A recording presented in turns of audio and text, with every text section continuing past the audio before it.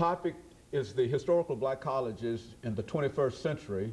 And of course, we're talking to the founder of the Africana Studies Department at Tennessee State University and the chairman of that party, Dr. AAl-Hadid3. And of course, Dr. AAl-Hadid3, let's give you an opportunity over the last few minutes that we have during this segment to sort of continue our conversation, but bring the historical black colleges into the 21st century and give us some directions in terms of how we ought to move from this particular period. Yes.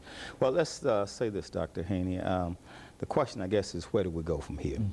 Now, in the 1960s, people like Christopher Jenks and others were saying that the historically black colleges, or at that time called Negro colleges, they were finished.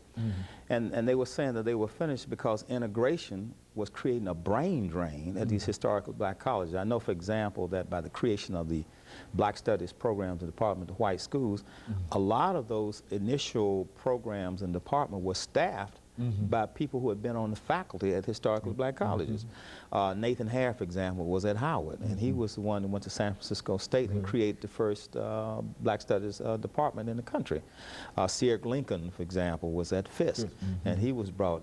We also know about John Hope Franklin. So a lot of our old guard scholars were at these historical black colleges, and they were taken to the white schools. Now, my position in terms of where do we go from here with these colleges, we obviously need to change the curriculum and make it a curriculum that is African-centered. You might have read in the paper about the students at Tennessee State talking about requiring 3 to 9 hours in the core curriculum for students at Tennessee State. I support that wholeheartedly because that is a step in the right direction. The students that come to our schools, whether they go to Tennessee State or they go to Fisk or they go to Morehouse or Spell, they know very little about themselves. They know everything about others and things, but very little about themselves. In other words, they're basically culturally illiterate as far as their own culture is concerned.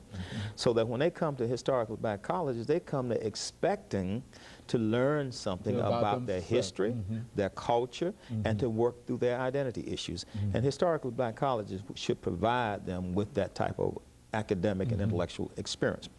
Now, once you refocus the curriculum, then the next thing we have to do is start developing relationships with Caribbean countries and African countries, because and the Africana Studies Department of Tennessee State, we're working now on a study abroad program in Ethiopia, where we can send our students to Ethiopia, Ethiopian students come to Tennessee State.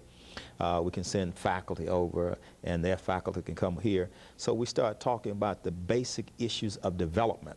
So once we understand development in the national context, in terms of the African countries, we can take those same principles and deal with developments in the inner cities inside of America. So no one is going to help us but us. Maybe I can draw a phrase from Booker T. Washington. Booker T. Washington once said, "Cast down your bucket where you are." And he was saying what he meant by that, rather than begging and asking other people to help you with your economic issues, you should do for yourself. Don't ask other people to do for you what you can do for yourself. And once you go to college, you should have the ability to be self-employed. A college-educated person should have 2 options. One, self-employment, or working for other people, you see. And that's the kind of option that these historically black colleges you need to provide our students with. Because once you matriculate at historical black colleges for 4 years, you're wearing your dreadlocks, you're claiming your cultural identity, and then when you go into corporate America, they tell you cut your dreadlocks off and look like Madison Avenue All-American, then you compromise and you're selling out, you see.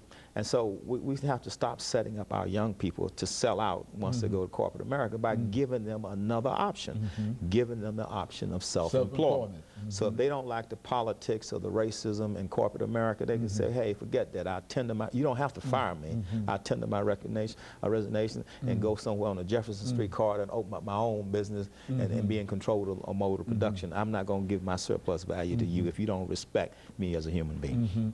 And so that's what I think historical black colleges can do. And so these institutions still can and do serve a real significant purpose in absolutely, not only among African Americans but among in the world. In the world. And I'll say that with great pride, because you have to remember that back in the early days when those African countries became independent, like Kenya and Ghana, they were going to Tuskegee to get a model of how you develop a university in Kenya, how you develop a university in Jamaica. Remember when Marcus Garvey came here, he was going to meet the sage of Tuskegee because he wanted to take that model that Booker T. Washington developed in Tuskegee, take it back to Jamaica so he could develop a curriculum based on self-reliance there in Jamaica. And these institutions can still serve as a model today to the entire, not only the world, but specifically to the African continent, where there is a tremendous need for some kind of model and some kind of leadership. Well, in America today, the only place that African Americans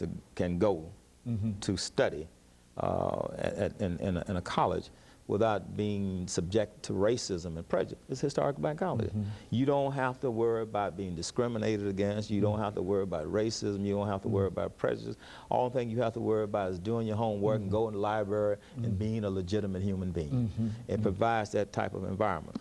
Not only does it provide that kind of environment for African American students, but when white students come to African American college, they get a human experience. They are not discriminated against. You're not going to find somebody burning a cross in front of the door like you found at some of the And Dr. AAl-Hadid, let me call an end to this conversation at this particular time. Yes, sir. And to thank you for coming by and to encourage our audience to tune in again next week for another informative edition of Comments.